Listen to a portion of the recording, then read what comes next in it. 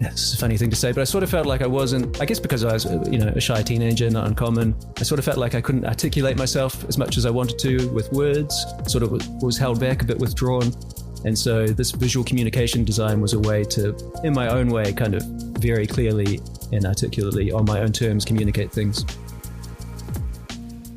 What if there was an RPG that married Squid Game and The Truman Show? I don't know about you, but you could sign me up for that, and that is Deathmatch Island. From Tim, I learned how the Paragon system inspired him to create 2 new games.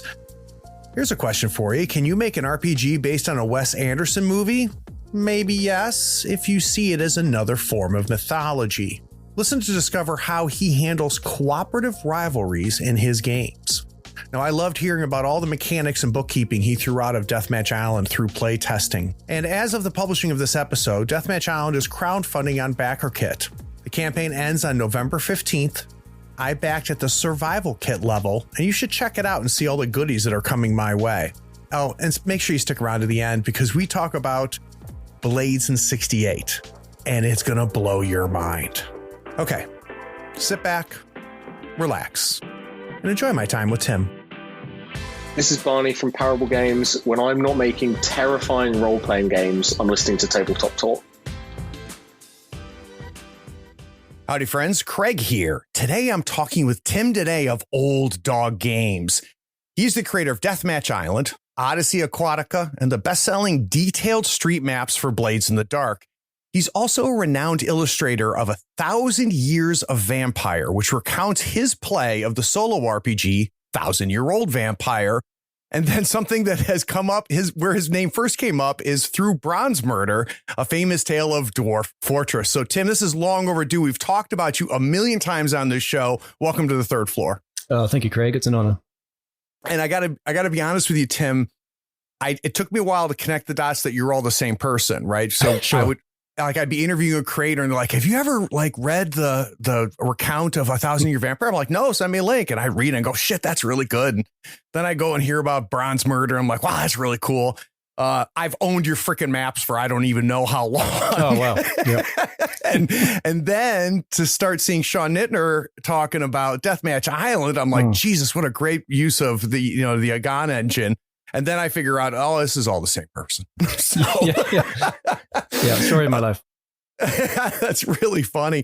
So Tim, typically what happens with creators, especially creators of games, which you are, is I start off with their origin story. But I think I want to do yours a little bit different because you almost have kind of 2 origin stories in my mind. One is as an illustrator, and then other is as a gamer and a game creator.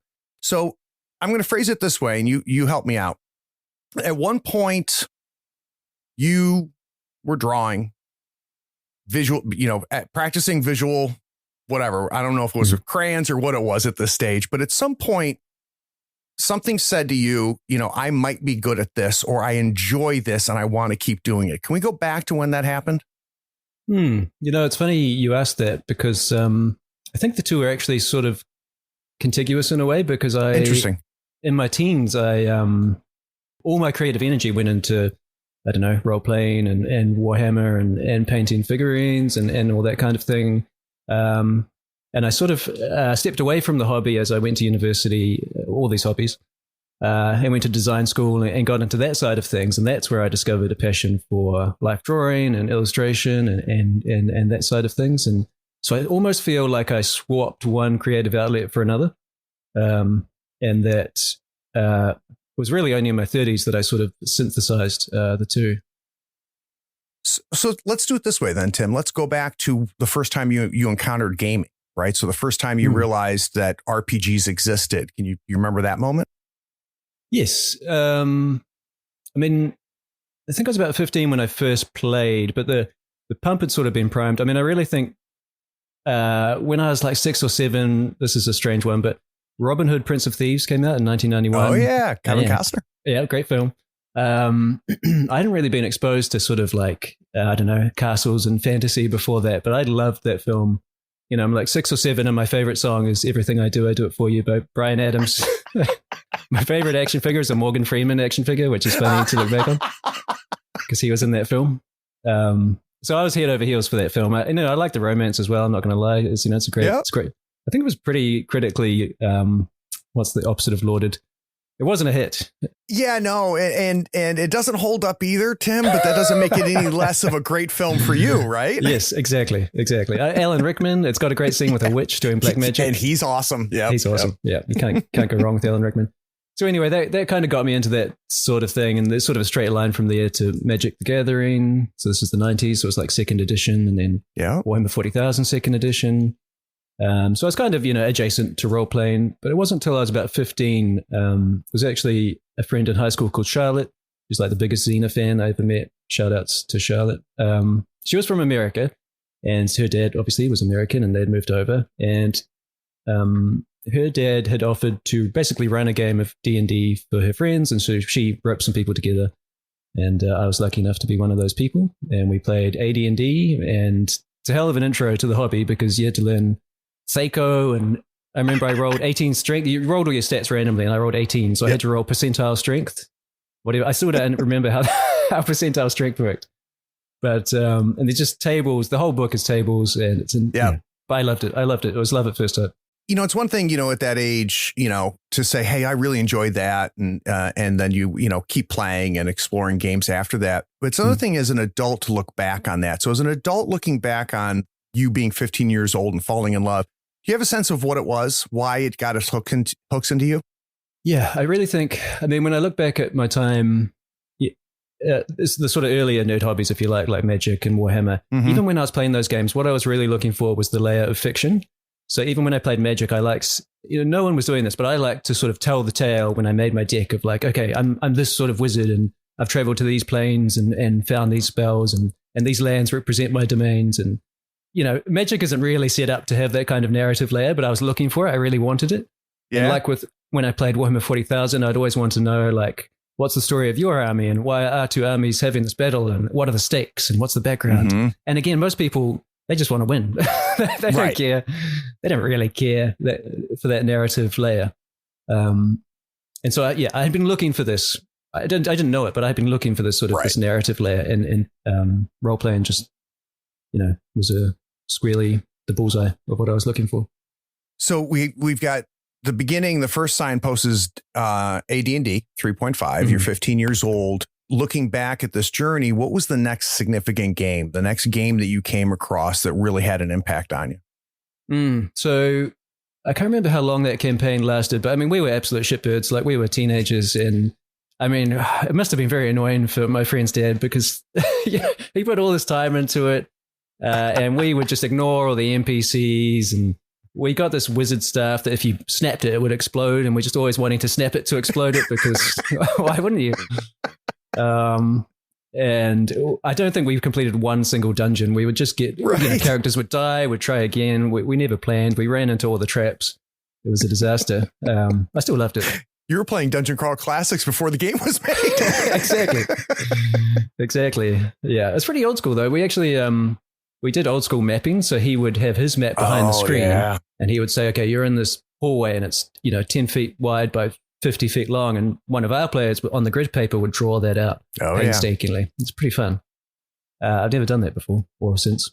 So anyway, after that campaign kind of fell apart, but many of us continued on with other games we played, like Gamma World and what else? All 1990s stuff, Legend of the Five Rings, and but the big one for me, I'd say, would be Deadlands. That was, I think, the first one I sort of GM'd. I think the GM was called the Marshal in that game. Yep. And I ran that game for a long time for like 8 players, like on and off. I was mildly obsessed to the extent that I wanted to work on Deadlands, but I didn't know how to break into the hobby. So I read an interview with Shane Hensley, and he talked about like what university he went to and what he studied, which was just nothing in particular relevant to role-playing games. But I was like, I should go to that university and study the same things. Basically, like talented Mr. Ripley, I wanted to sort of become Shane Hensley, just in the hopes some sort of cargo cult thing that I could have the same experience. But yeah, so that was the next formative thing. And then after that, around early 2000s, I discovered the Forge. right at the beginning of the Forge. And so, yeah, I kind of fell right into the rabbit hole of indie RPGs and story games and all that stuff. Yeah, I bet. So you talked about, when you go to university, you're taking a break, and you talked about at university is really where you found your love of design and illustration. But you went to university for design. So it feels a little chicken and egg for me. What made you decide that's what I'm going to go to school for? I mean, even when I was more sort of, I don't know, role-playing focused, I had been drawing and creating things. I never considered myself the sort of arty kid. I did a bit of art in high school, but not much. Bit of design, but not much. I'm trying to recall. I think honestly, it's funny. I don't recall what sort of planted that seed of design, but I do remember, I think it was actually around that time, there was more and more sort of design software available on computers for free. And so I just started trying it, and kind of out of nowhere, I discovered I had this passion for it and I loved it. And I was pretty good at it, which helped. And, without any training or background. And so it kind of just felt meant to be. And, you sort of play around and you have some success, and then you think, so what's the next step? And that sort of leads you to, it led me to formal study. Well, yeah. And you made a career of it, right? And I'm going to hit you with the same question I did from a gaming perspective. Now after, all these years doing this, when you go back and look at that kid that was in college, why did it click? What was it that you think made you go, holy shit, I love this, and you've now done it for your entire career? I mean, yeah, good question. To some extent, I suppose I'm a visual person. So I just, one of my design tutors used to say that, this was a funny thing for a teacher to say, but she would kind of say you either have the eye or you don't. So she was kind of saying you kind of can't teach that aspect. Like some students, they could work as hard as they want, but their compositions just don't have they just don't have the eye. And I feel like, not to blow my own horn, but I think I do have the eye. And so it's just very satisfying. Things, right. It's just sort of meant to be. But as well, my degree was actually called visual communication design, which was sort of a high-handed way of saying graphic design. But I do think that aspect of it does all come back to communication, right? Like, right. For me, it's not just about fonts and drawings. It's really about communicating ideas as clearly and succinctly as possible. I always felt like I wasn't. It's a funny thing to say, but I sort of felt like I wasn't, I guess because I was, a shy teenager, not uncommon. I sort of felt like I couldn't articulate myself as much as I wanted to with words, sort of was held back a bit, withdrawn. And so this visual communication design was a way to, in my own way, kind of very clearly and articulately on my own terms, communicate things. That's very, very cool. So guys, the Insider Insight series allows me to sit down with designers, developers, artists, writers, and creators and learn how they approach their work. I try to understand their process, inspiration, and methods for crafting their creations. And that's what we're going to do with Tim today. We're going to take a quick break. We're going to come back and talk about Deathmatch Island.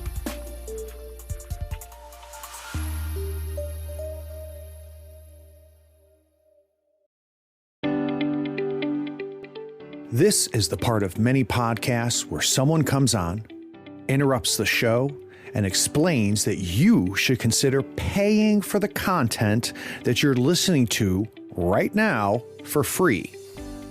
That pitchman explains by giving $1 or more a month, you not only support the show, but you allow the show to grow and improve. Here on the third floor, we refuse to interrupt your episode of Tabletop Talk with such time-wasting pleas. We pledge never to run a spot asking you to go to patreon.com and give $1 or more a month, because supporting content creators keeps the content coming. Even if there is a link in the show's description, and there is, we don't ask you to click it and become a patron. We don't waste time rambling about the benefits like early access to episodes, getting episodes without ad breaks like this, or even getting a chance to play in one of Craig's RPG sessions. Anyway, enjoy this episode knowing Tabletop Talk, despite being supported by its patrons, won't engage in such blatant appeals for support.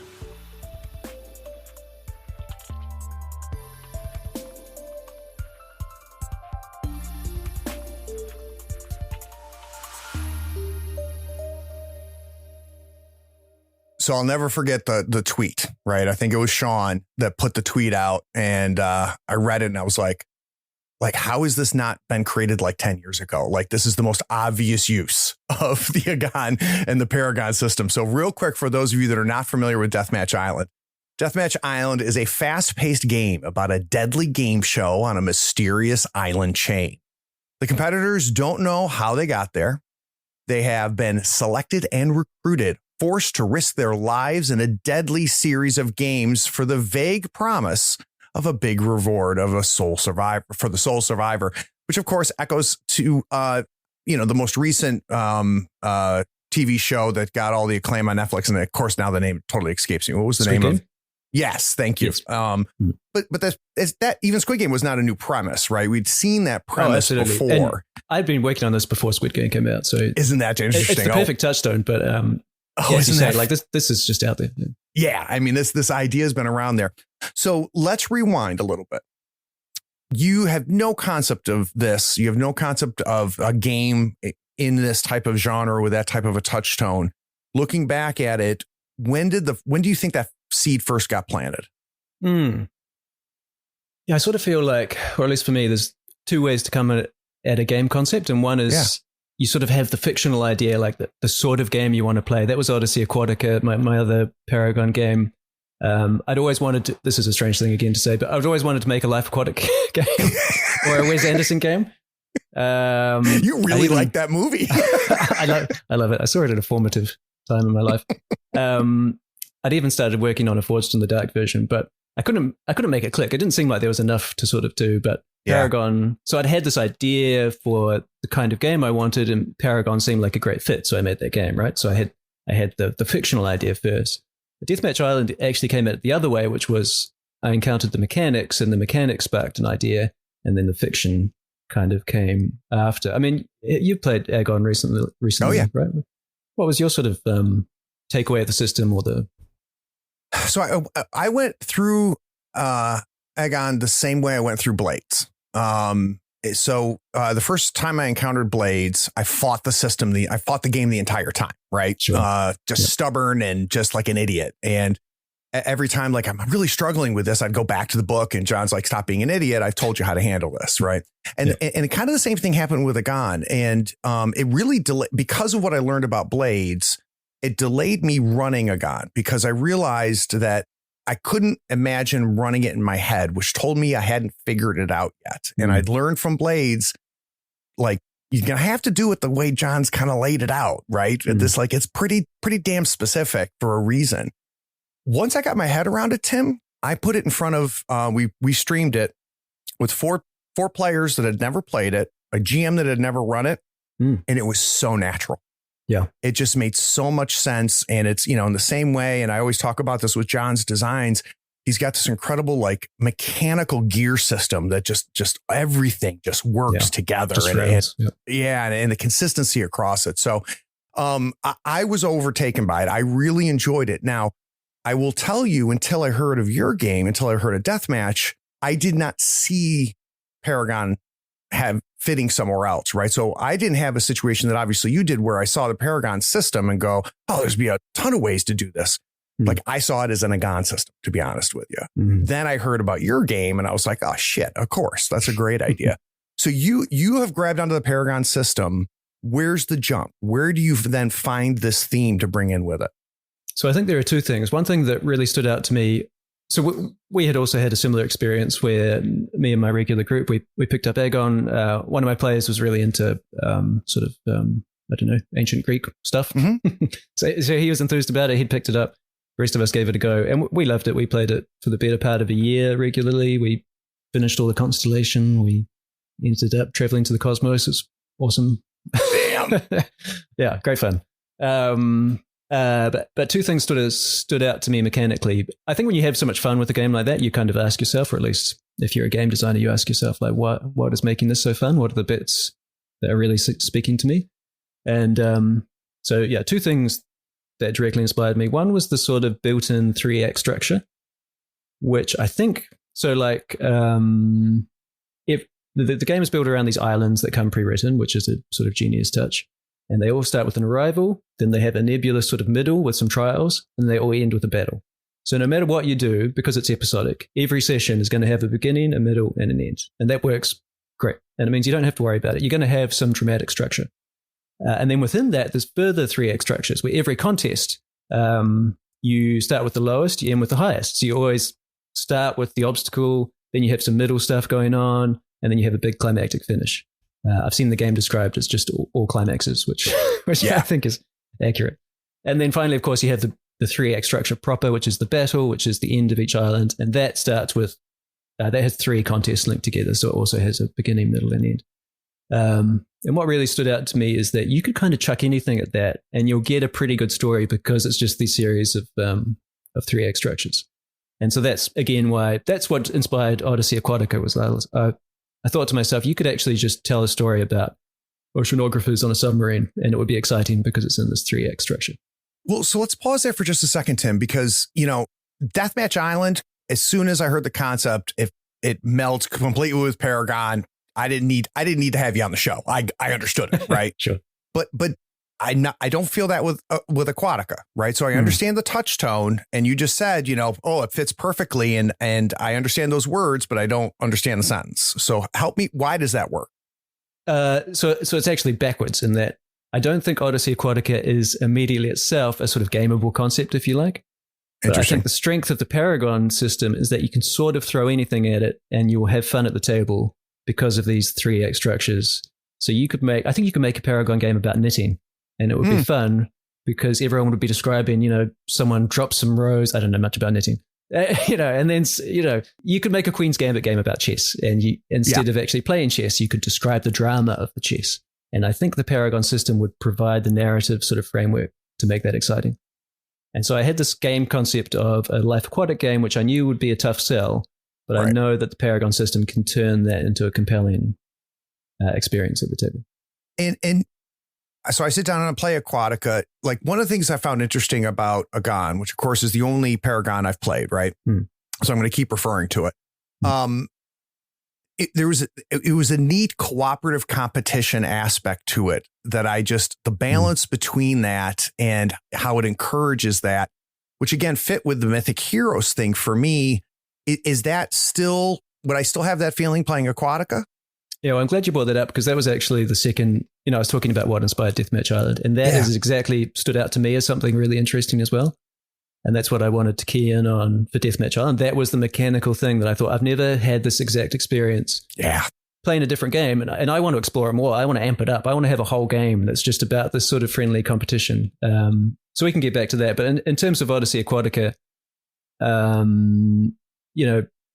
it's inspired by sort of mid-century scientists and explorers, which I know is slightly problematic. I talk about that in the book, but so in the Life Aquatic film, obviously, Steve Zissou, the main character, he has a rival, and that's a big part of the story. And then if you look at things like Venture Brothers, Dr. Venture has his rivalry with other scientists, and I think a big part of that sort of mid-century scientist thing is like you're all vainglorious, egotistical maniacs, and so this rivalry between a bunch of pricks, exactly.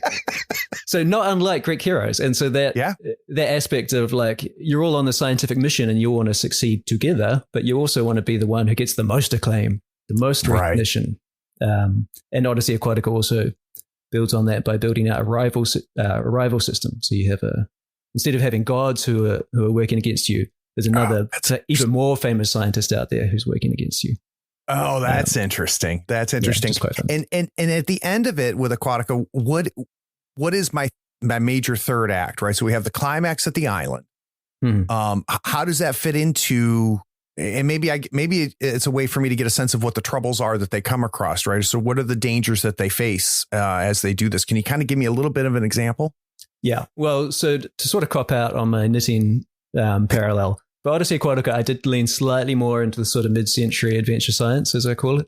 So a lot of the expeditions, as I call them, which is the island equivalent, there's a giant squid. So what are you going to do about, when I say giant squid, I mean giant mutated horrible squid that's trying to destroy an undersea station. So the battle might be how you're going to deal with that.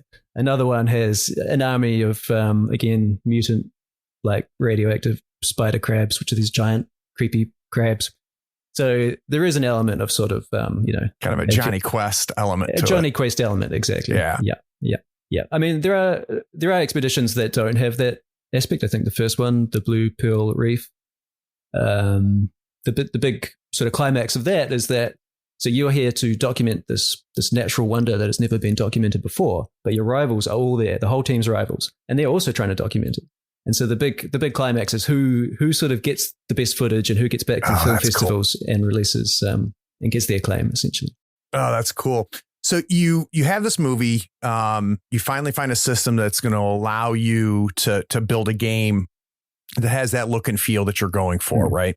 Then you say this cooperative competitive thing, which I've not been able to phrase or explain to people. I'm just like, you just have to play a gun. They're like, well, are you competing against each other? And I'm like, well, yes, but you're also helping each other at the same time. Like you're still together. And I'm like, you just sit down. Let me just play with me and I'll show it to you. You're tantalized by that. And now you make the jump over with Deathmatch. Yes. So you pair the two together. You think this is the perfect touchstone theme for this system. If I were to break into your house tonight and find the notebook where you started taking notes, what would I find in those early ideas, those early iterations where you're pairing these two together that I'll see when I back the Kickstarter? So what didn't change from the very beginning to where it is when it's finished? Yeah, I mean, the absolute core of the idea. So when we played Agon, one of the characters was called Lycos, and he was a fawn, a goat man. And it's kind of funny because all our characters, we had a rotating Strife player, so we had 5 characters, and each island a different. Oh, that's cool. A different person would run it, so we all got a chance to play. I'm usually the GM, so it's fun for me to step into the player seat. So we had all these characters, and 4 out of 5 of them were sort of muscle bound, heroes of Olympus, mighty warriors. And then the 5th character was this goat man called Lycos, whose epithet was the pure-hearted, and he was sort of this gentle, strange, magical creature who was kind of the ill-fitting one and not the mighty warrior necessarily. But that player just has the most uncanny luck. In every contest, we ended up calling him +1 Lycos because you would have this contest, you'd all roll your dice, someone would get like a 21, and you think, wow, surely you'll be the best. And then Lycos would get 22. Always, just +1 more. And it's so just again and again and again. By the end of the campaign, Lycos had, so in Agon, you pick up glory, and at certain glory markers, your name die goes up. He had like a full track higher. He'd lapped us essentially. So he had D12, everyone else had D10. It was amazing. Oh my gosh. And that really inspired Deathmatch Island, because I was like, even though I was on the losing side of that, I was like, this competition and rivalry is really fun. Right. And I would love it if this campaign just ended with us all rolling dice against each other, like in a deathmatch. Who's actually the best? We've kind of been having this rivalry the whole time. Let's actually duke it out. And so that was the core of Deathmatch Island, was what if there was a Paragon game where you're working together, but there's this rivalry the whole way through. And at the very end, it all builds up to only one can stand, Thunderdome rules. Who is the best? Let's have it out. So that didn't change, right? It sounds to me like that was your North Star as you went through the entire process. But as you start going through the process and start going through the iterations, there were times where I'm sure you had stuff early that you got rid of. Can we talk about what you got rid of, what you realized this isn't working and it needs to go away? Do you remember any items that you tossed out? Yeah, certainly. I mean, I think the biggest thing, if you look at the earliest drafts, was they were very bookkeeping focused. There was a lot of bookkeeping for the Strife player equivalent, the GM. So I had all these tables. I even built, like, with code, online random generators so you could make quick random competitors. And the original idea was the GM would create every other competitor on the island, which is crazy now that I look back at it. And they would keep track of all these people. And it's because one of the touchstones was Survivor. I love Survivor, the TV show. And in Survivor, it's so important that you know exactly who everyone is in the game. And it's kind of like a chess game. You're trying to see who's going to use who and who's going to go to the end and who can they work with and who can they not work with. So I was trying to create that feeling by having this very defined roster of characters. But it was an absolute nightmare, for one thing. Way too much bookkeeping. And ultimately, I just found when you use someone else's system, essentially, like, Forged in the Dark or Paragon, that system will have a certain grain, and you kind of have to work with the grain, or else you're going to come unstuck. And what I found was that this level of bookkeeping was working against the grain of Paragon. Paragon does not want that level of granularity and simulationism. Even just in a playtesting form, in a Paragon game, characters players rather, get their chance to do their own narration, and that's a really exciting, fun time where all bets are off. They can do whatever crazy, wild stuff they want. But by having all this bookkeeping and kind of concrete rules in the universe, that was like a straitjacket on them. They didn't feel they could properly like describe whatever they wanted, because they weren't sure like who's in the scene, who am I allowed to kill, right? Who am I allowed to recruit? So they kind of had this very narrow window of what they're allowed to do, which went against the whole fun of Paragon. So anyway, what I changed was basically hand waving who all the other competitors are, and just like in sort of episodic TV logic, you represent a whole faction with one key person who you really get to know, one key NPC. And we don't try to learn every competitor. We just learn like the leader of that alliance, and they stand in for the whole. And then just abstract the rest after that, right? Exactly. And you don't need to meet every person. You just need to, And Agon does this too. When you go to the island of Kryos, there's a group of angry miners, and there's only one NPC who's named, and that's the leader of that group. And that's who you interact with, who represents that larger whole. Yeah. And, as a Strife player, you also, you know who like the key people are. Yeah. And then suddenly there's like a person who didn't exist that they latch onto. Exactly. And then suddenly they become a new named character. And I would imagine that happens with Deathmatch Island too, that they, as they're describing their feats and what is best, that's got to be some pretty amazing things. So the other thing that I hear a lot when people are talking about the design process, we've talked through it, which is, something that was the North Star that never changed throughout it, things that you played with and ended up throwing away or changing and morphing, which we kind of touched on. But the other part that I often hear about, Tim, is the last thing that made it all work. Right. So I keep hearing that, I like it. I'm working on it, but something's not right. Something doesn't right. And then I did this and it just all fell together. Did you have that moment with Deathmatch? Yes. Yeah. For me, I don't know how late in the piece it was, but it was probably at least halfway through. So I'd been working on it for quite a while. And, Paragon, as we've been talking about, is a pretty open-ended system. Players narrate their own actions with a lot of freedom, which is great. That's part of the fun. The nature of these deathmatch media that Deathmatch Island is inspired by is that you are in like a pretty rigidly defined game with rigid rules, and often with like explosive collars or something on to force you to play by the rules. Like Battle Royale, the movie has that, they have explosive collars, and that kind of thing is pretty common. And so in the original draft, there were explosive collars, which is just an easy way to say you have to play this game or else your head explodes. Boom, done. I actually found that quite limiting. Interesting. And what I sort of discovered was the wanting to peek behind the curtain and see what's going on here. That is a big part of what I love about this media, and I think a lot of people do. You look at something like Squid Game, so much of the compelling aspect of that TV show is not just the game itself, but it's people trying to see what's going on behind the scenes and to go down that corridor you're not meant to go down, and the undercover cop who's kind of investigating the whole thing. And, how much they find out, maybe not much. It's not all about the investigation. The game itself is still equally important, but I think you need that aspect of breaking the rules and figuring out what's going on. And so that was really when Deathmatch Island fully clicked, was when I added I took off the explosive collars essentially. And I said to the characters, you can do whatever you want. You can break the game. You don't have to play this game. You can go behind the curtain. You can see what production is up to. When it comes to the end, you can try and blow the whole island up. And I think that's when it really sort of, again, blossomed and opened up and became a much more compelling thing. And what sounds neat about it to me, Tim, is that the table can decide how much they want to lean into that or not, right? Which I think is very, very cool from a conceptual standpoint. So you start running the game. You start running Deathmatch with people that play games with you. It's very familiar. You're obviously familiar with the system.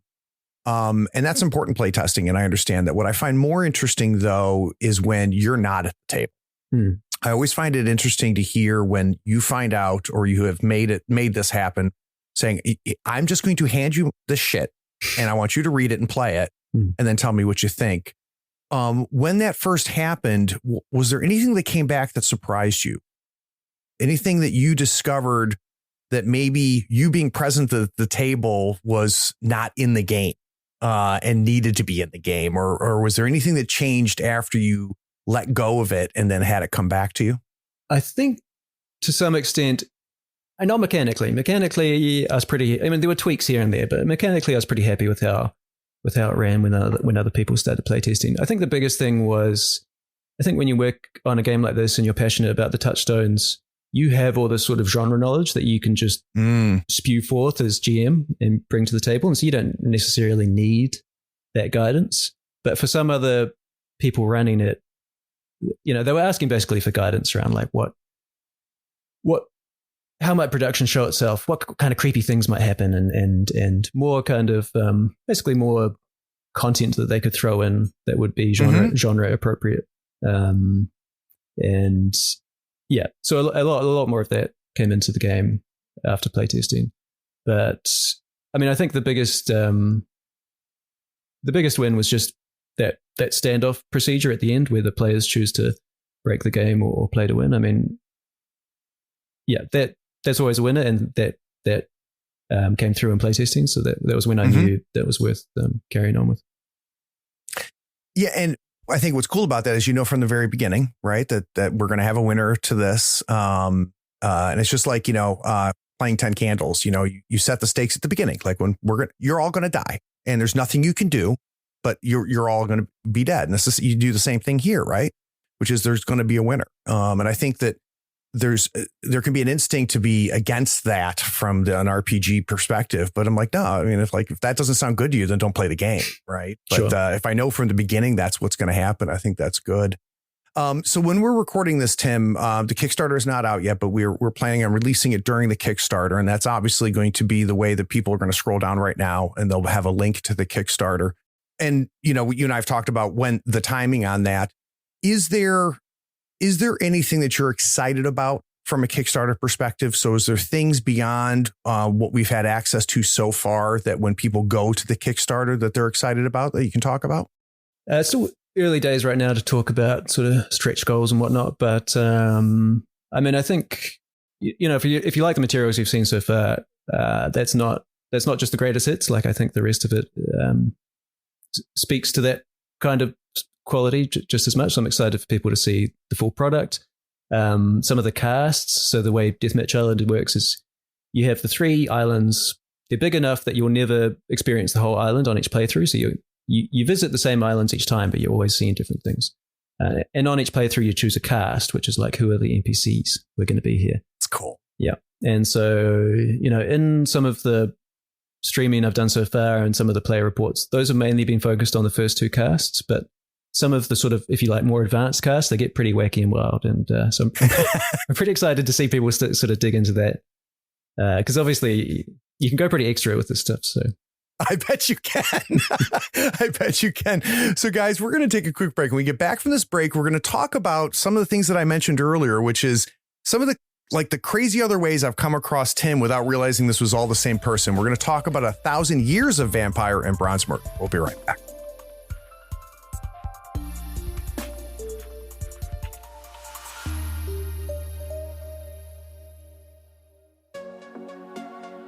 Are you enjoying our long-form interviews with creatives on this podcast?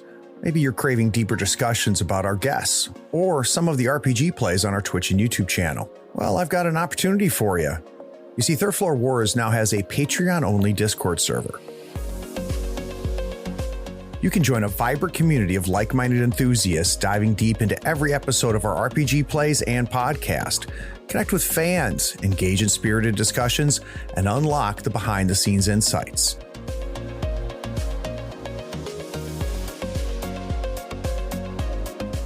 For just $1 a month, access a world of tabletop gaming goodness. Connect with passionate gamers who share your love for the Tabletop Podcast and everything produced on the Third Floor.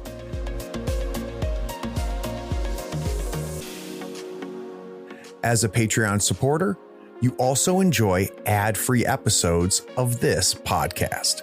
You can immerse yourselves in captivating stories and fascinating interviews without interruptions, taking your listening experience to a whole new level. By joining the Third Floor Wars Patreon community, you not only gain exclusive access to the Patreon-only Discord server, but you also support the growth of my podcast and channels. Your contributions enable me to continue creating high-quality content that entertains, educates, and upskills tabletop enthusiasts like yourself. Maybe don't wait. Join the Third Floor Wars Patreon today and unlock a world of camaraderie, discussions, and knowledge. Visit patreon.com/Third Floor Wars or check the link in the show notes and come join our community. The Third Floor Wars Patreon-only Discord server awaits you. I and the other patrons can't wait to welcome you with open arms and a fistful of dice.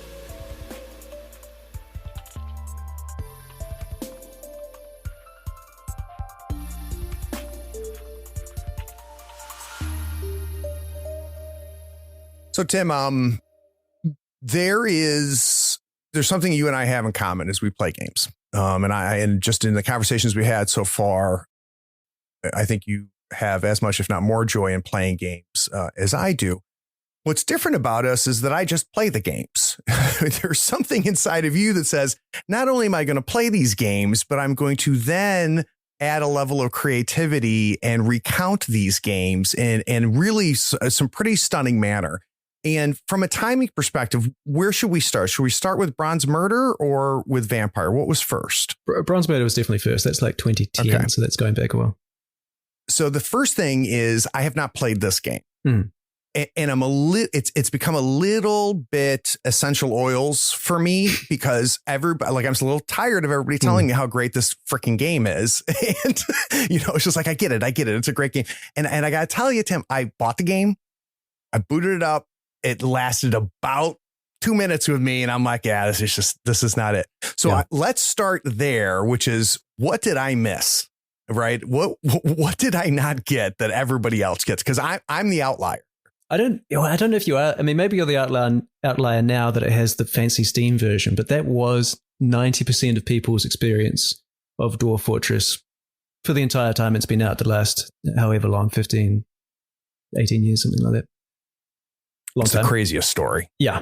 Yeah. And so I would never judge anyone for bouncing off Dwarf Fortress. I mean, when I first played it, it was all ASCII art. So it's like, was it really? Yeah. So you're just like a little B next to an L with some dashes up there.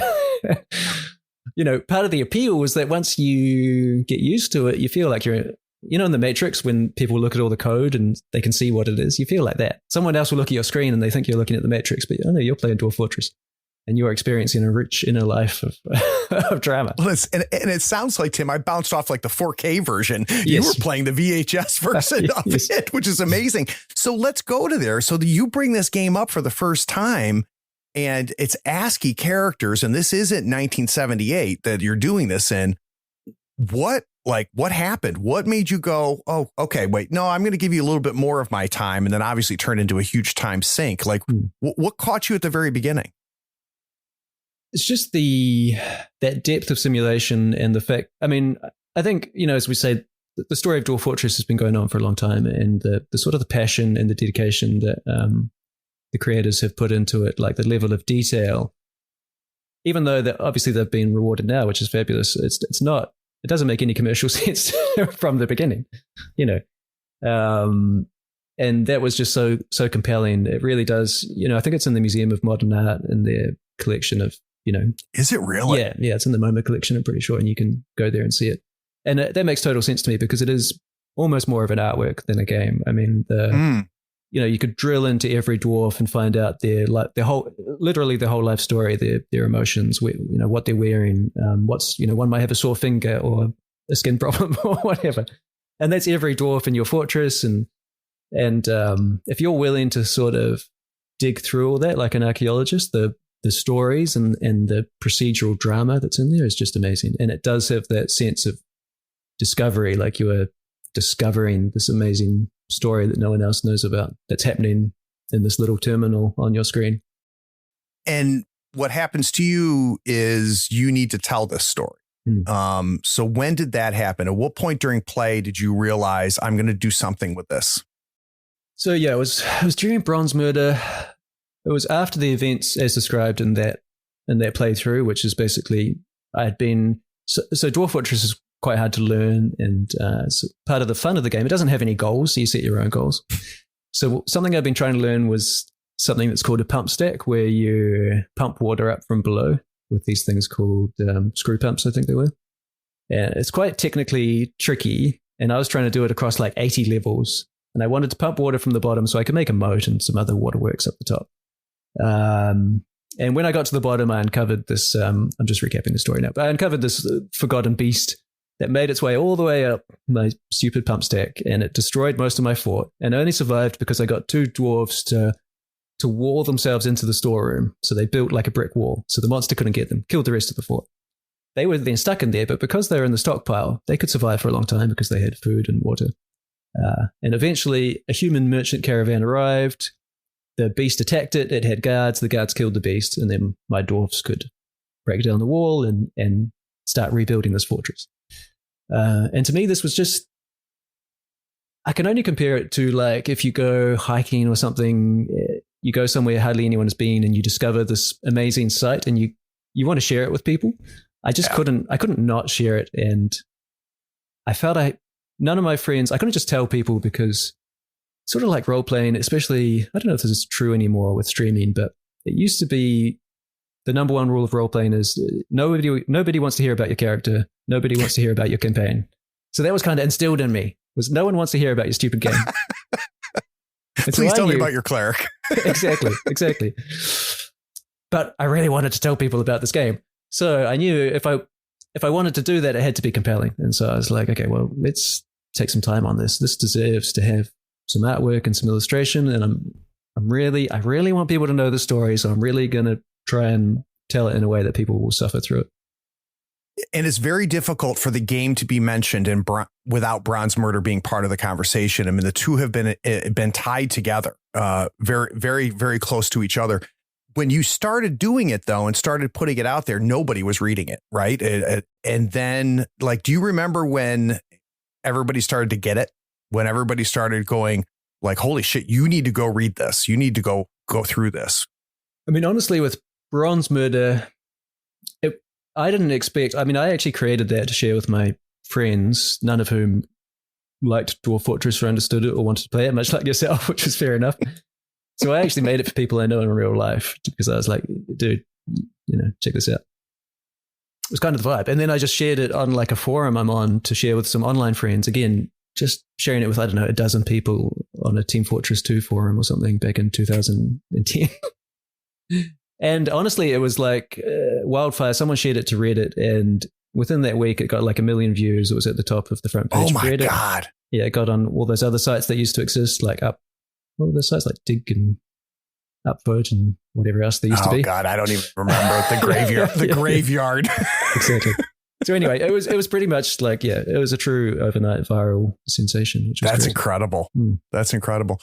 So then after Bronze Murder, you play really an incredible solo game, 1,000 Year Vampire, which I own. And like, I've got like this weird religious ceremony I've got around it. Like, I don't want to touch it until I'm ready. Right. Sure. Like, I'm going to get the notebook. It's like, a beautiful book.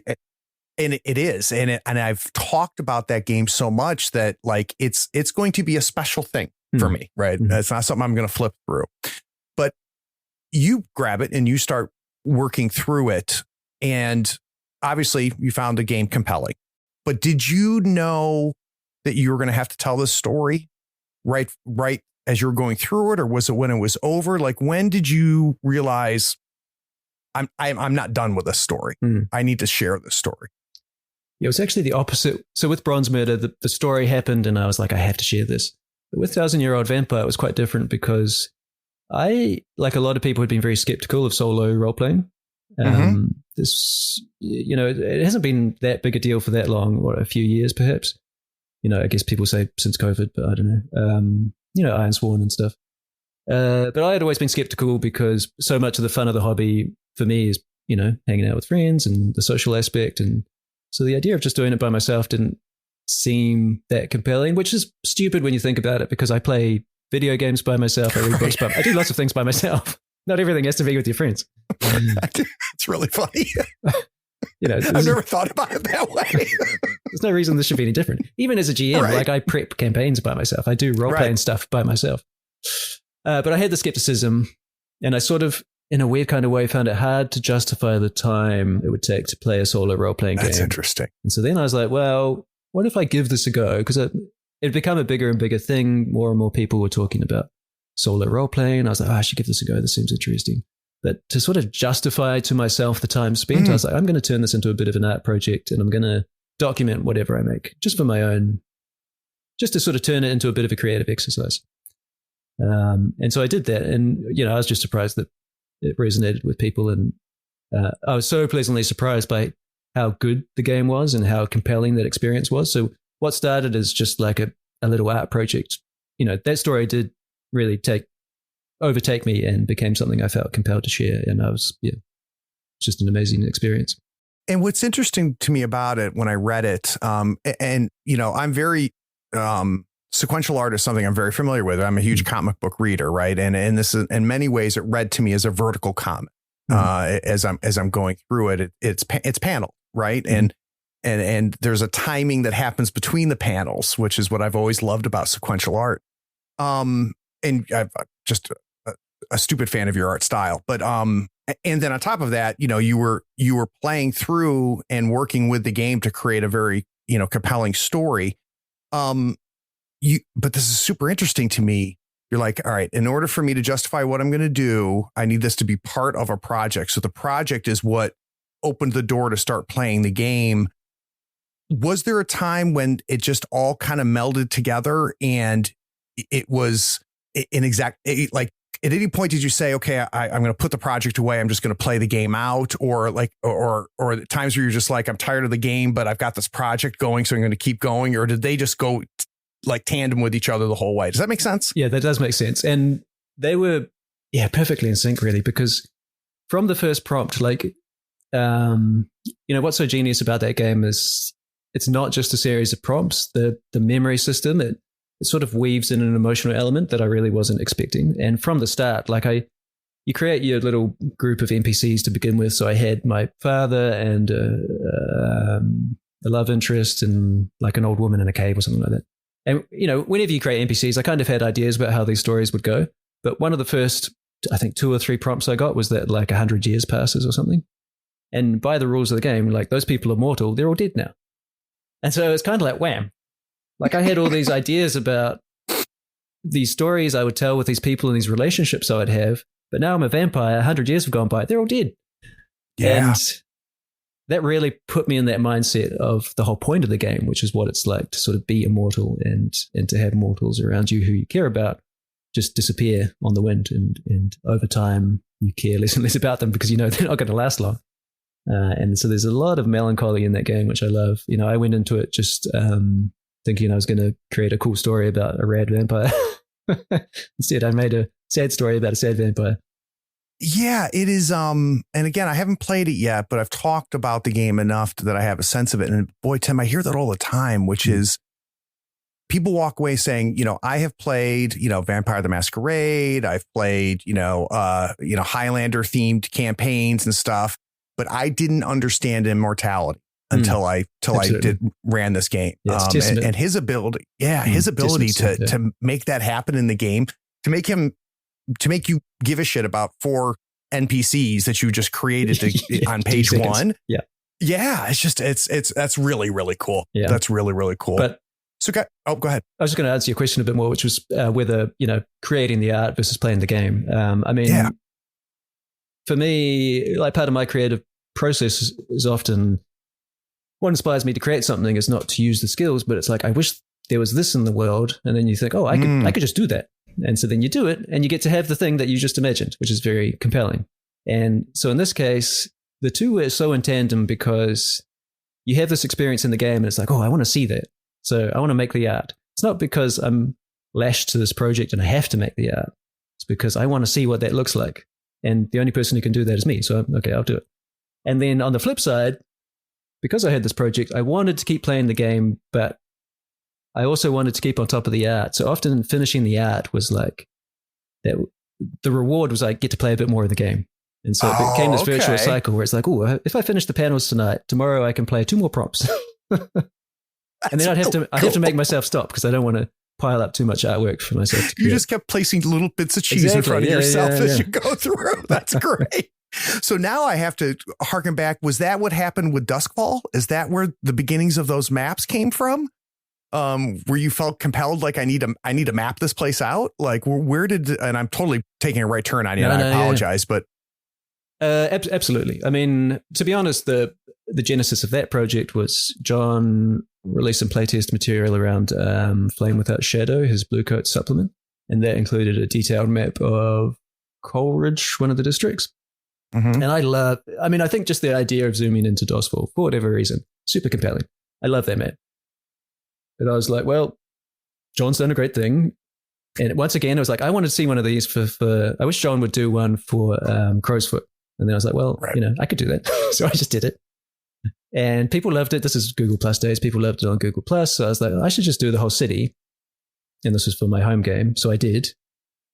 And I was sharing it. And, at that time, I was very reluctant to monetize my hobby. That was like an important kind of touchstone for me because I'd done that with illustration and it had turned what had been a source of joy into like a job.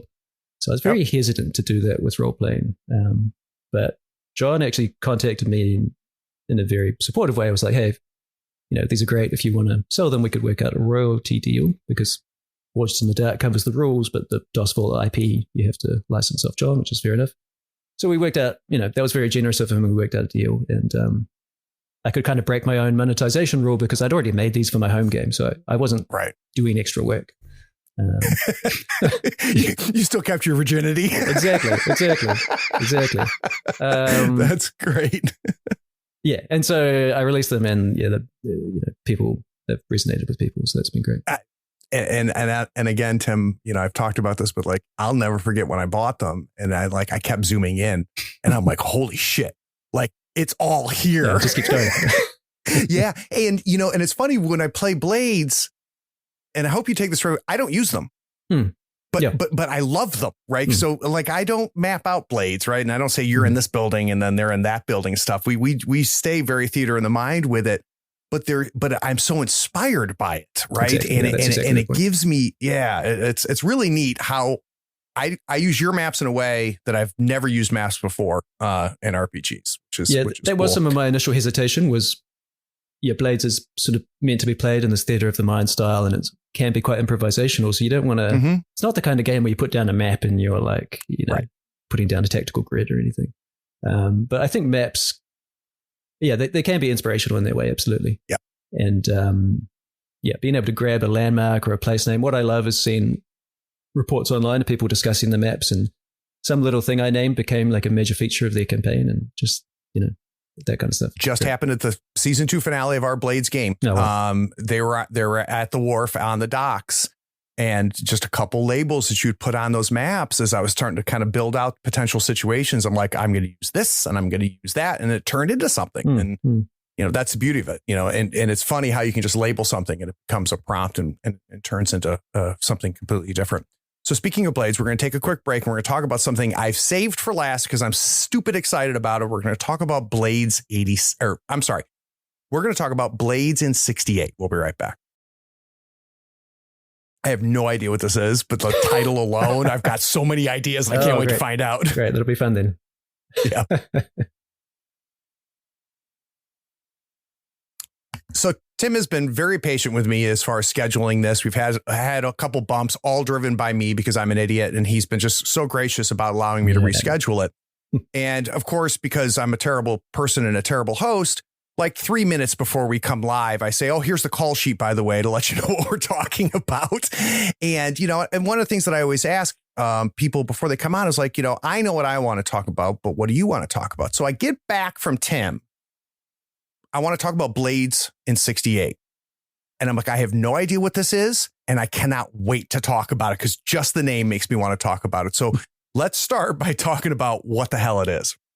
Yeah, I mean, I am also stupidly excited about Blades in 68. This is another thing where I got so excited about this, worked on it for several months, and I had to make myself put it down so that I could continue with Deathmatch Island, which I'm also very excited about. But, I've only got so much time in the day, and, you have to have some discipline. But again, I'm so excited to finish Deathmatch Island, both to get it out there, but also so I can get back to Blades in 68. Yep. Because, I am so excited about this. And it is another case where it was the thing of like thinking, I wish this existed in the world. And then thinking, I could just make that. And then thinking, okay, I have to make this now. And the more I sort of scratched that itch, the more I was like, there's definitely something here. And so basically Blades in 68 so Blades in the Dark, I think canonically is set in like 868 IE, Imperial era, after the Cataclysm. And so this brings the timeline forward. Again, to talk about Flame Without Shadow, the Blue Coat supplement that John worked on. Something I love that he did there was he advances the timeline 10 years. There's a little detail in there. Advances the timeline 10 years. Didn't need to do that. You could do Blue Coat supplement at the base timeline. And he says, okay, now there's airships everywhere and there are automatic coil guns. So people have kind of automatic weapons. It's like, wow, okay, that's cool. That changes everything. Changes everything. And I love that he kind of has this dynamic living quality to the DOSBall IP. He's not like, okay, everybody loves Blades in the Dark, so it's going to be 868 forever. The setting is going to be what it is, and that's it. We're not going to touch it. This is Star Wars. Everything stays the same. No diss on Star Wars. But so partly out of that, came this idea, well, what if we went even further? We go forward over 100 years, and we do the 60s, the 70s, Blades in 68. So it's like a completely different take on DOSBall. And the idea is to have this kind of like slightly unsettling, there's a lot that's familiar, but it's also totally different in the way that if you traveled from, 1860s London to 1970s London, you'd have some kind of weird reverse Austin Powers experience. Yeah, so much fun. And obviously I should say, I was playing a ton of Deathloop, and in the past year, Deathloop has these Dishonored Easter eggs, and then I think this year or last year sometime they confirmed that it is the same universe, which kind of blew my mind a bit. I didn't know that. No, yeah, they confirmed that canonically Deathloop is the Dishonored universe like 100 years in the future. Interesting. Shit, that's really interesting. What if we did the same thing to Blades? And so that's what it is. So where do you start? So you know what you want to make, you know what you want to play, which means you're going to have to make it in order for you to play it. What's next in that process? How do you get up to 68? So the next step was, part of the inspiration or the rationale for the project was I have these detailed maps. How fun would it be to kind of like revisit those maps? I wouldn't have to start from scratch. I can keep a lot of the artwork, but change the fonts, change the colors. I can add new districts. I can change districts. I can show how things change over time. I can rename stuff. And so that's actually where I started, was to redo the maps in full color in the style of like a 1960s road map. And so much of the world building and just the vibes. It was just like, what are the vibes of this project? Because this is just going to be straight Blades in the Dark rules. It's meant to be completely portable. So it's not a Forged in the Dark game as such. It's a supplement. And so in that way, it's all vibes and atmosphere. And so I wanted to start with the map, which would be all vibes. And as soon as I started working on it, I was like, yeah, this is cool. I'm gonna keep going. This map looks great. Well, how cool is it that I just got done talking about how your maps, like were how I used your maps as inspirations for my games. And it sounds like you used your maps for the same thing, exactly. Right? Exactly. That you started building it for 68 to understand what it was. So do you have a notebook there? So as you're working on the maps and you realize, this is part of 68 now, what are some of those early things, those early notes that you said, this needs to be, this is what I'm going to use to define 68? Yes. Well, I had a lot of fun. I did have a sort of a scratch document where I was just jotting down ideas, which is how I always start any project, keep very loose and brainstormy. I said Deathloop was an inspiration, but the interesting thing about that game is the reason no one knew it was Dishonored universe for a long time is because that game doesn't show you anything about the wider world. It's very set on this particular scenario, this particular situation. So there's only so much inspiration I could draw from that game because it's not a world building. It's not a game about the world building. So I had to sort of do all that from scratch, which is great. I didn't want to like copy another game. Yep. And so, early touchstones. I mean, it helps that Deathmatch Island has a very mid-century, 20th century aesthetic. It's an aesthetic I love, have since design school. It's an aesthetic I don't think you see in a lot of role-playing games, so I love to get the chance to kind of explore that and show it. And so, yeah, I mean, a lot of the touchstones are stuff I love anyway, like sort of early Bond films from especially Roger Moore kind of zaniness, which I think is a perfect fit for kind of that Blades in the Dark, like super science and over-the-top antics. And then, again, I love kind of like 70s, 60s, 70s British crime flicks like Get Carter and The Italian Job, anything with Michael Caine.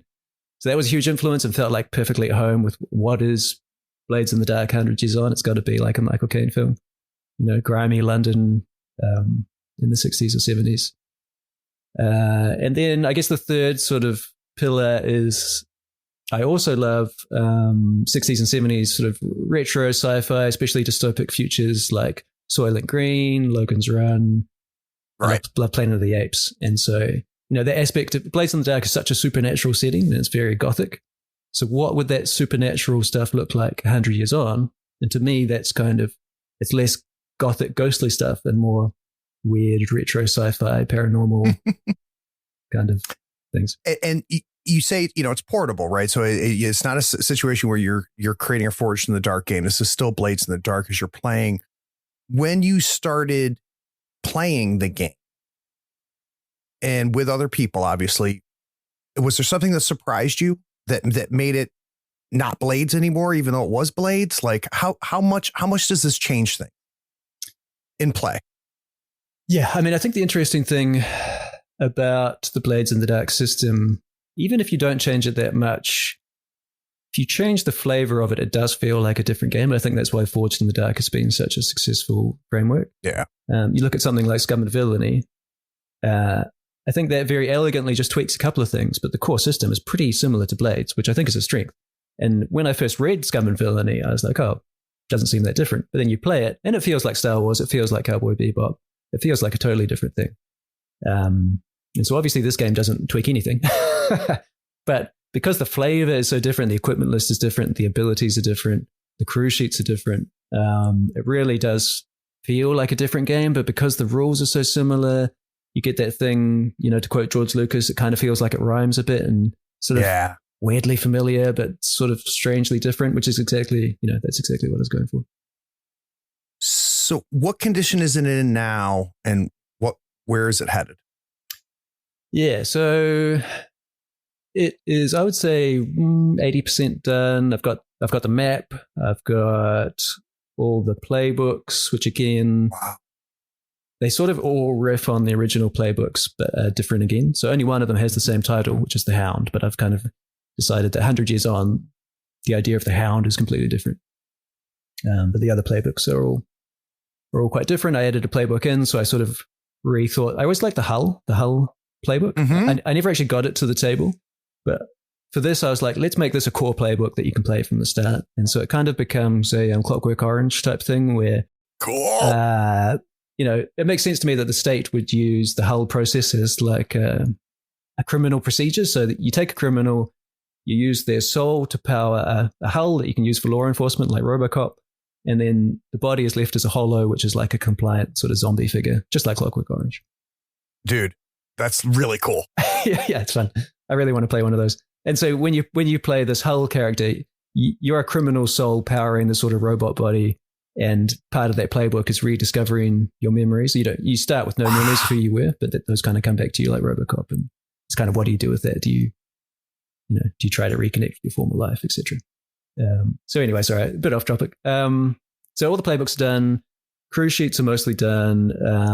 I've got a complete detailed faction write-up like in Blades in the Dark. So every faction has like clocks and NPCs, and there's like 30 of those. Again, a whole bunch of new ones because I was thinking, 100 years on, most gangs don't last 100 years, right? So Right. Everything's quite different. But then there are a few that are the same, which is fun. So the Unseen, who are like the Illuminati, they're still going to be around 100 years on. But you know, what's different? What's the same? They've got a volcano base now, of course. And sharks. They have sharks. Exactly. Oh, yeah, definitely. Yeah. Oh, that's great. So that's all done. So there's just some more detailed district write-ups to do. And basically the form it will take is this whole detailed city map, all the playbooks, crew sheets, and then some kind of basically booklet that will have like all the factions, the district write-ups, and all the, you know, basically lore stuff, like information you might need. In the same way that Blades in the Dark has all these tables, like of elements you can bring to the table to improvise with. I want to do the same, but for 68. So, Tim, in this hour that we've been talking, I've learned a few things, and I think I understand you a little bit more as a creator. And you sitting down with your original maps and fast forwarding them 100 years, like I can imagine you really enjoying that process.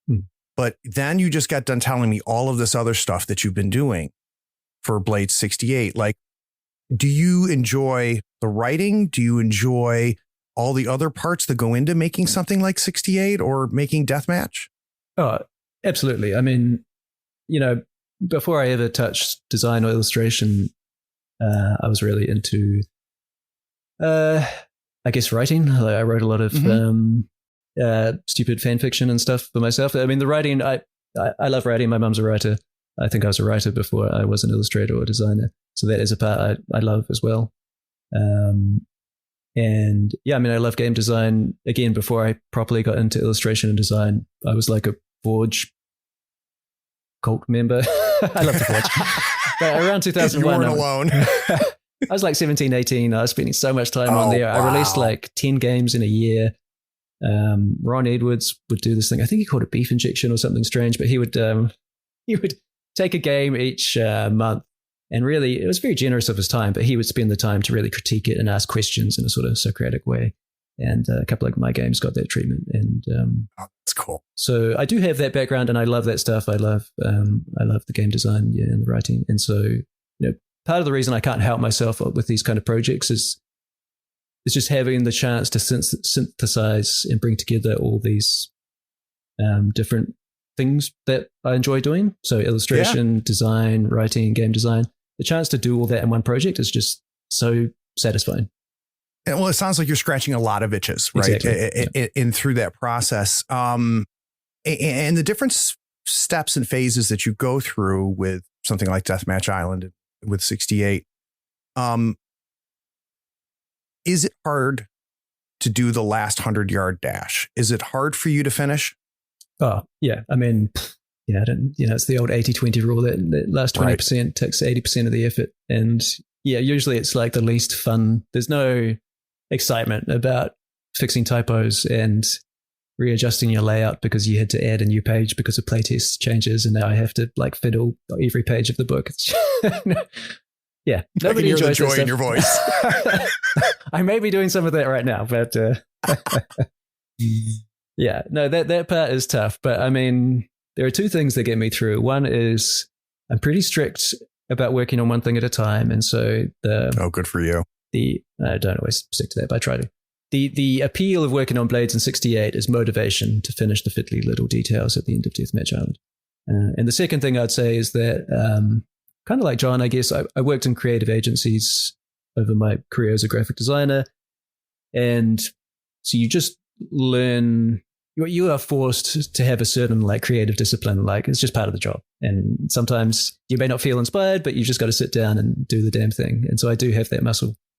Yeah, my wife had a career in agency work, and the one thing that I learned there is like you learn how to work on stuff you don't give a shit about. Exactly. Yeah. You're just like this has got to get done. It's got to get done by tomorrow, so I'm just gonna freaking do it. Yeah, 100%, and it has to look like you did give a shit about it. You know? Right. Exactly. And in my I work for a consultancy agency, and it transposes. It applies there too.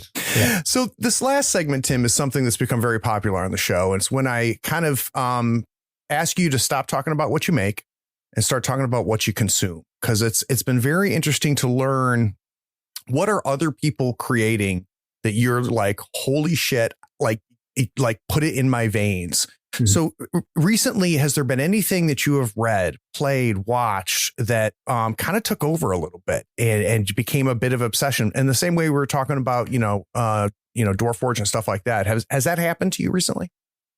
Oh, 100%. I mean, the thing that jumps immediately to mind is the latest season of Australian Survivor, which is called Heroes versus Villains. It was a Heroes versus Villains season. It was just, the season was so good. It just wrapped up this week. If you have any interest in Survivor, or even if you don't, I really recommend trying to track down this show. This was just all-time great by international standards. I love the Australian Survivor franchise. It's quite different to the American one. What's different? Longer episodes, more episodes per week. So you kind of digs into the characters a bit more.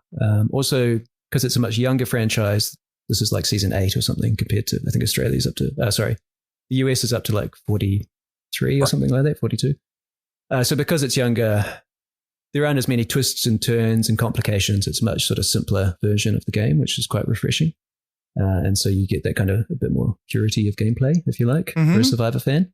But this season, I mean, Heroes versus Villains, as a Survivor fan, it's the beautiful game, it's not soccer, it's Survivor. And don't add soccer fans. Why? I mean, and for those of you listening, I don't know if you can hear it in Tim's voice, but I see it in Tim's face. Like, Tim loves this show. I can just see it in his face.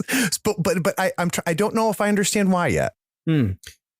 I mean, partly I think, it's a game, but it's such a microcosm, dare I say, of life itself, in that, outplay, outwit, outlast.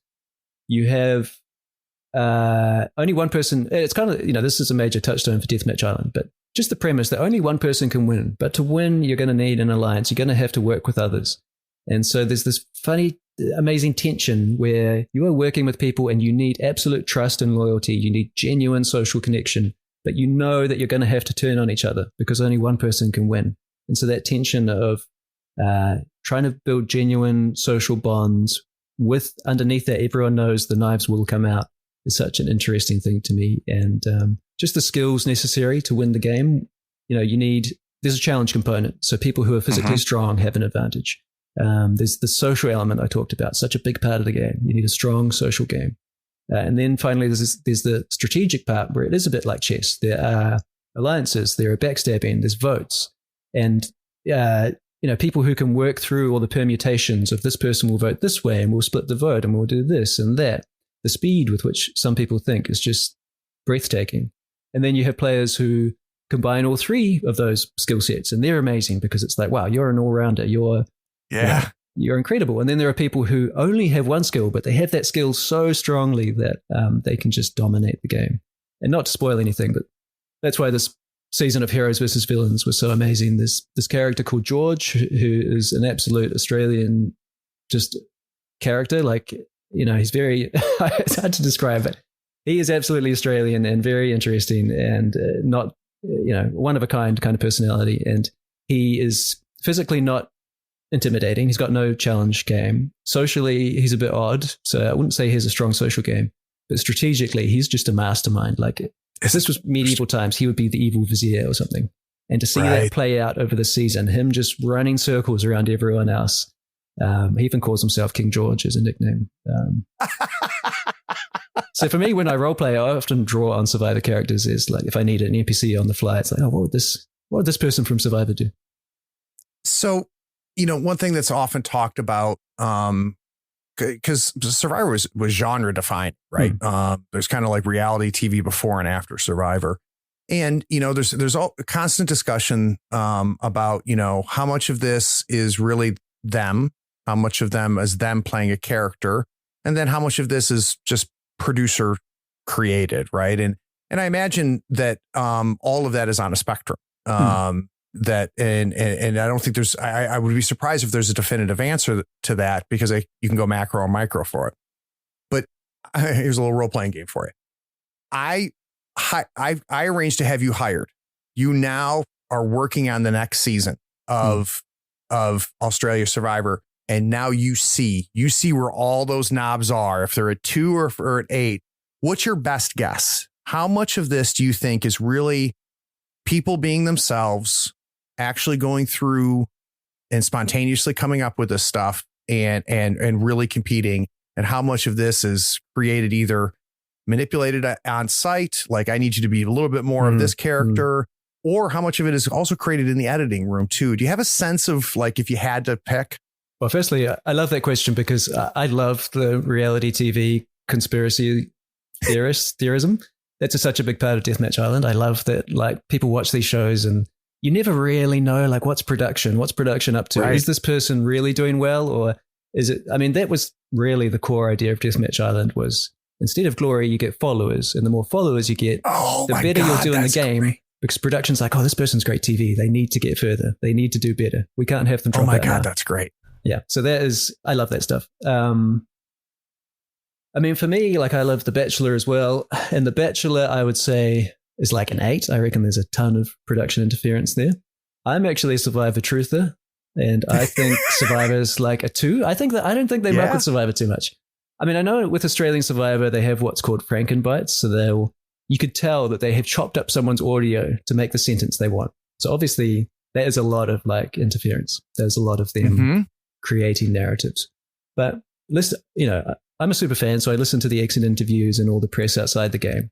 And I think it pretty much matches pretty well. I don't think it's that false. And even when they're Frankenbite, I think they are honestly trying to more clearly package for the TV in a comprehensible way something that really happened on the island. Yeah, and we can do that in 5 seconds as opposed to having make you watch this 5 hours of footage, right? In order to capture the same thing. So my wife watches every edition of Housewives. And I don't know how big that franchise is where you are.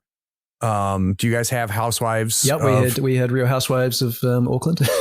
New Zealand. Yep. So, and like my wife loves these shows, right? And for her, it's her mindless TV. I've got my own version of mindless TV that I can just put on, and Columbo is one of them where I can just put Columbo on. I've seen this episode 4 times already, and hey, do you like Poker Face? Speaking of Columbo. Oh, don't get me started on Poker Face. Okay. Like I'm so in love with Poker Face. Okay, I haven't watched it yet, so I was just looking for a recommendation. But. So here's what's great about Poker Face. As a guy who has always loved Columbo, and like I like the other shows in that genre from that time, especially. I love Angela Lansbury, I love Murder, She Wrote, but there was always something about Peter Falk, something about Columbo that just has always loved it. And part of it was the very unique reverse structure of Columbo. Because unlike Murder, She Wrote, you don't know the murderer until the end. But the entire first act of every Columbo episode is you watch the person get killed by the person who gets killed. Yeah. Right. And then the second act is Columbo figuring it out. Yeah. And the third act is Columbo putting the screws to him. And it's just amazing. And Peter Falk is beautiful through the whole thing. And what's really cool about what Rian Johnson and her have done with Poker Face is it's just enough Columbo that if you love Columbo, you're like, oh my God, like she's Peter Falk. She is, but she's not. And it's structured like Columbo, but it's not. And so there's a weird freshness to it that still is nostalgic. I don't know. You gotta watch it.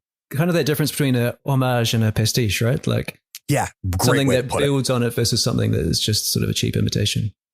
And I liked her in Orange, the New Black. I really enjoyed Russian Doll. And that's when I kind of realized that she was kind of a big deal. Now I would kill people for her now after watching Poker Face. Like she is that good. Yeah, right, okay. And what's incredible about it is the characters that she's playing in each of those are not drastically different, but there's still a huge range that I'm seeing with her as an actor. Like, it's also, unfortunately for a lot of people, has put Rian Johnson in a whole new category for me now, where I'm like, the mystery guy. Yeah. Take his name out of your mouth, right? Like he's like at a whole new level now for me. So you're gonna have to check that out. Okay, can't wait. Sorry, I interrupted. You were talking about Real Housewives. Well, yes, and I can't remember. So, and this is the last question I'll ask, and we'll wrap this up. But I sat down with my wife because I'll sit there and watch it with her too, and I know exactly what it is. And I asked her, I was like, honey, like, how real is this? You know, I asked her the same question I asked you, and I didn't ask you this. I'm like, and does it matter? And it was really neat because my wife was just like, I don't give a shit, Craig. She's like, I don't care if it's real or not. Like, I just love it. Is that it? Would finding out that Survivor's not a 2, it's an 8, would that ruin it for you? To an extent, I think it actually would, which is sort of paradoxical. Just because, yeah, for me, like I'm a reality TV fan to an extent. I've watched a lot of The Bachelor and Bachelorette. I've watched some Real Housewives, but I do kind of put Survivor in a separate category. So those other shows, I know there's a ton of production interference, and yeah, like your wife, I don't care. It doesn't make a difference. You know, I mean, when I watch, I don't know, The Mandalorian, I know that stuff didn't really happen, but I can enjoy the story. But for Survivor, yeah, I think it has a special enough place in my heart that I would shed a tear if I found out Santa Claus wasn't real. So, Tim, there's really a lot of things you could be doing on a Monday morning, and you made the stupid decision to come here and talk with me. So I want you to know how much I appreciate you making the time. It's been a blast, Craig. Thank you so much. And everybody, you already know the routine. Scroll down and all the links are down below. So go check out that Kickstarter and realize like it was, and everybody listening, you know that it doesn't take much for me to like fall in love and buy an RPG, but it's rare that like I read 4 sentences and like, I'm like, you know, take my money. And that's exactly what happened here. But I also need to do this. You have listened to the entire episode. You made it to the very end. I appreciate you doing that. So I appreciate you too. Take care.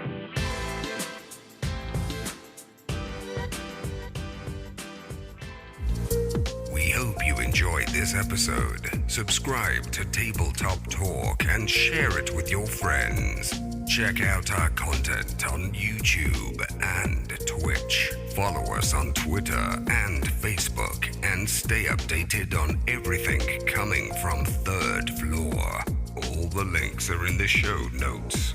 Take care, floorheads.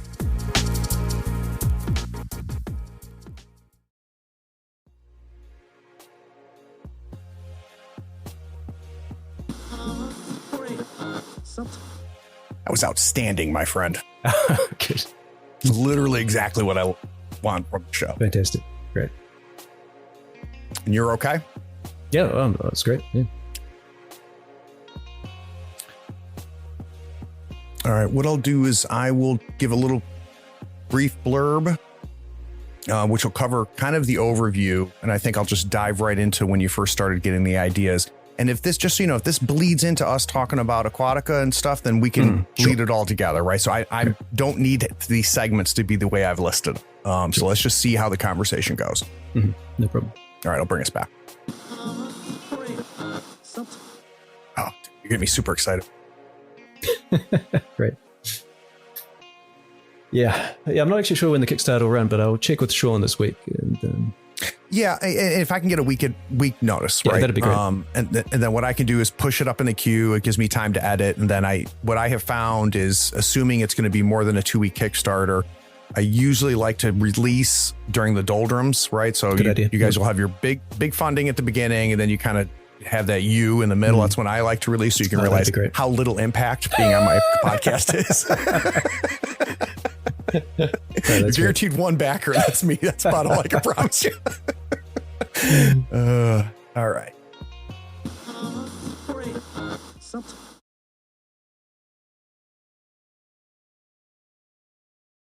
Oh, hey, are you still here? Wow. Well, the episode is over, but if you're bored, why not go to patreon.com and support the show for as little as $1 a month? Yeah, you can just scroll down and get the link. It's Patreon that makes this and all of our other content possible. Don't you want to join the other floorheads on the Patreon Discord? Anyway, thanks for sticking around. Take care. Bye.